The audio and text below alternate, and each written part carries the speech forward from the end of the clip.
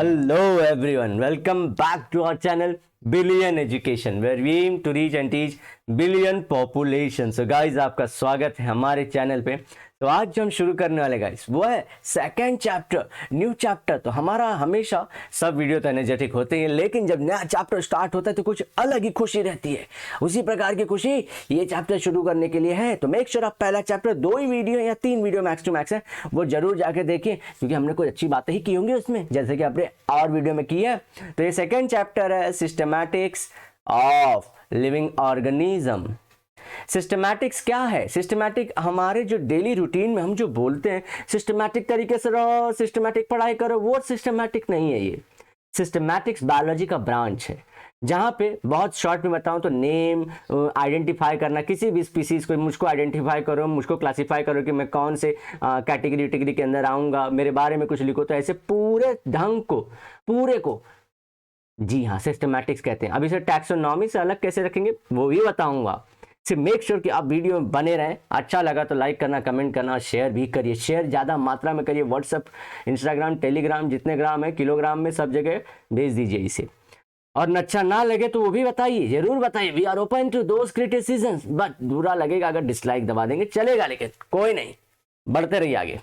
चलिए, तो समझ चुके हैं जहाँ पे हम लोग ये चैप्टर में पढ़ेंगे कि क्लासिफाई कैसे ऑर्गेनिज्म को करना है। इतने सारे ऑर्गेनिजम्स है।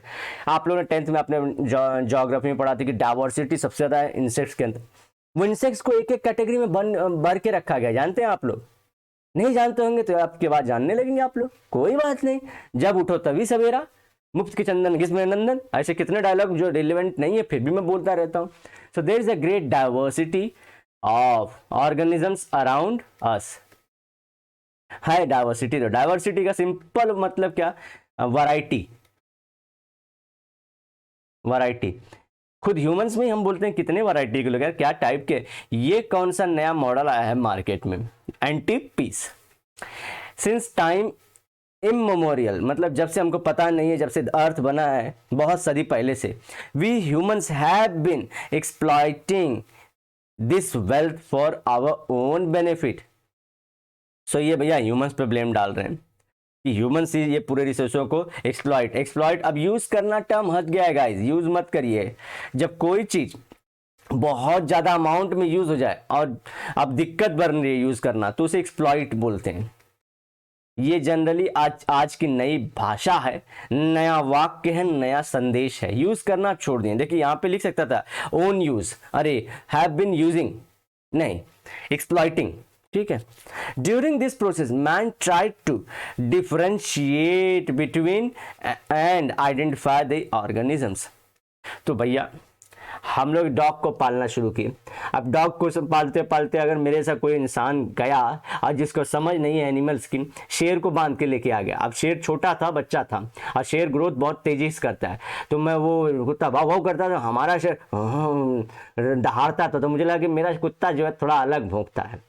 मालूम पड़ा बड़ा हुआ 350 किलो 400 किलो का मुझे ही खा गया।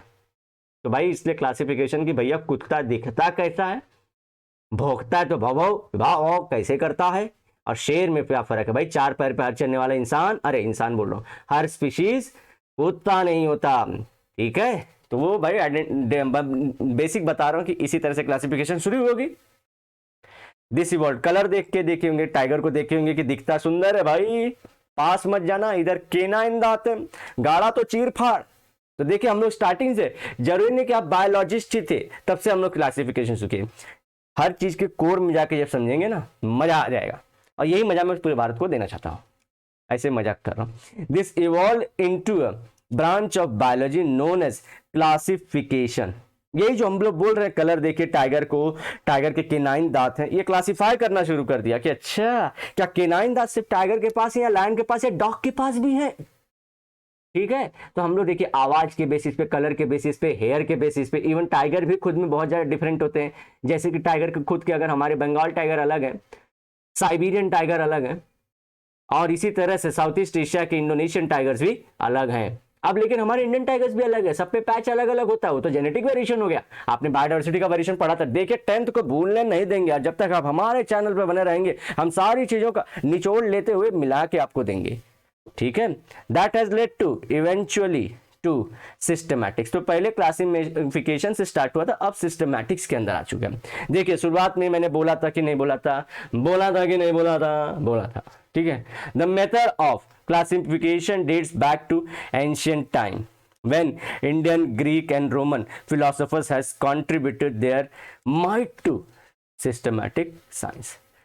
भाई उस टाइम के जो हम लोग बोलते हैं कि प्रीस्ट थे, फिलोसोफर्स थे, पंडित थे, ब्राह्मण थे, जो बोलना है आपको बोल लीजिए, सब वर्ड सही है।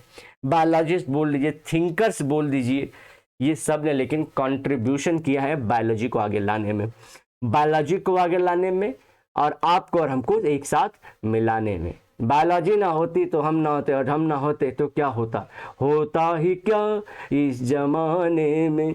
चलिए सिस्टमैटिक्स करते हैं, अभी पढ़ लेते हैं। Systematic is the study of kind and diversity of organisms and their comparative and evolutionary characteristics. हो बहुत ज्यादा चीज। तो देखिए इसको मैं पहले एक चीज बना के बता दूं, उसके बाद आप लोग को समझना थोड़ा आसान गिरेगा, क्योंकि अब लोग सिस्टमैटिक्स को टैक्सोनॉमी और फाइलोजेनी से, जिसे हम लोग बढ़ते हैं आगे, देखिए यहाँ पे फाइलोजेनेटिक्स, इसे फाइलोजेनी बोलते हैं या फाइलोजेनेटिक, ठीक है, इससे कंपेयर करते, बोलते हैं इससे कैसे अलग है। तो भैया एक ही इसमें बताता हूं, सिस्टमैटिक्स जो है वो पापा है। सिस्टमैटिक्स लिख नहीं रहा है, 2 मिनट लेगा। तो ये सिस्टमैटिक्स पापा है और इसके 2 बेटे हैं या बेटियां हैं, टैक्सोनॉमी और फाइलोजेनेटिक्स। एक सेकेंड इसे क्लियर कर देते हैं तो हो जाएगा।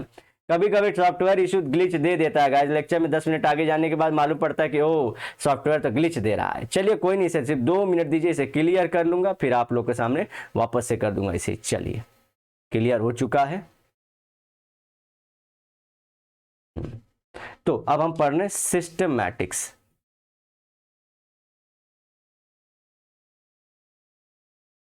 ठीक है, अब सिस्टमैटिक्स के 2 ब्रांच हैं, टैक्सोनॉमी और फाइलोजेनी।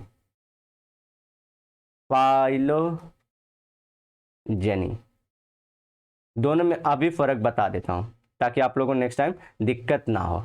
तो ये दोनों कैसे सिमिलर है कैसे अलग है। टैक्सोनॉमी क्या होता है, कोई देखिए मैं स्पीशीज हूं, मैं स्पीशीज हूं ना, मुझे आइडेंटिफाई करेंगे, आइडेंटिफाई किया मुझे, उसके बाद मेरे कैरेक्टर्स पढ़ के मुझे क्लासीफाई कर देंगे, क्लासीफाई कर दिया, अच्छा ठीक है, अब मेरा क्लासिफिकेशन हो गया। अब किसी और चीज को लेके आ गया, समझिए ये कोई और दूसरा स्पीशीज है, टाइगर है। अब टाइगर को आइडेंटिफाई क्लासिफाई किसमें करेंगे, टैक्सोनॉमी में। लेकिन क्या है, उसको मेरे कैटेगरी में रखेंगे, मेरे जहां पे मैं हूं उसी में रखेंगे कि किसी और कैटेगरी में। दिखने में टाइगर अलग है ना, तो वो अलग कैटेगरी में क्यों गया, वो बेस्ड ऑन फाइलोजेनी गया। इवोल्यूशनरी कैरेक्टरिस्टिक्स, इवोल्यूशनरी कैरेक्टरिस्टिक्स के हिसाब से जब अलग करें तो वो फाइलोजेनेटिक्स है बस। और सिस्टमैटिक्स इन्हीं को आइडेंटिफाई क्लासिफाई करना, उनकी पढ़ाई करना, लिविंग ऑर्गेनिजम्स को एक दूसरे के कैसे अलग अलग हैं ये आइडेंटिफाई करना, बेस्ड ऑन देयर बहुत सारे कैरेक्टर्स, लेकिन सबसे बड़ा कैरेक्टर जो है इवोल्यूशन का। मजा आया कि नहीं आया। अब इसी वापस डेफिनेशन को देखिए कि systematic is the study of kinds and diversity, सब अलग है, मैं अलग हूं, टाइगर अलग है, of organisms and their comparative and evolutionary relation. Comparison कहां पे करता है, क्लासिफिकेशन में। इवोल्यूशन किस में पढ़ता है, फाइलोजेनेटिक्स में। मजा आया कि नहीं आया। चलिए, जी सिम्पसन ने ये 1961 में ये डेफिनेशन दे दी थी। अब हम पढ़ेंगे टैक्सोनॉमी। देखिए ये अचानक से इंट्रोड्यूस कर दिया, लेकिन मैंने आपको बता दिया कि टैक्सोनॉमिक्स और फाइलोजेनेटिक्स कैसे अलग हैं। Taxonomy means classification following certain rules और प्रिंसिपल। भाई रूल्स फॉलो होगा ना, ऐसा थोड़ी कि अगर हमारे पे छोड़ दिया तो काला गोरा काला गोरा काला गोरा हम बांट देते हम लोग ना, हम लोग तो यही करते। लेकिन बायोलॉजिस्ट ऐसे नहीं सोचते, वो कुछ और सोचते हैं। क्या सोचते हैं वो लोग कि भैया आगे आने वाली पढ़ाई में क्या, सब लोग काले ही हो गए तो, और सब लोग गोरे हो गए तो ये जो पास्ट में काले गोरे थे इनका क्या होगा। इसलिए कैरेक्टर डीप होने चाहिए, इंटरनल भी होने चाहिए। आउट का तो होता है, बाहर की तरफ का तो होता ही है, इंटरनल भी होता है, इजी टू अंडरस्टैंड। तो रूल्स और प्रिंसिपल्स होते हैं। The word taxonomy comes from the 2 Greek words, ध्यान रखना है, it's not Latin, It's Greek word meaning arrangement and nomos meaning law और rule. अरेंजमेंट का रूल. इसलिए मैंने बोला कि टाइगर और मेरे को कंपेयर करेंगे और मेरे कैरेक्टरिस्टिक्स देखेंगे. अगर मैं वो ना बोल के सीधा यहां पे आ जाए तो आप लोग सोचते कि उल्लू बनाया, भूला, ऐसा पीछे डायलॉग चलता. The term taxonomy was first introduced by AP they condole.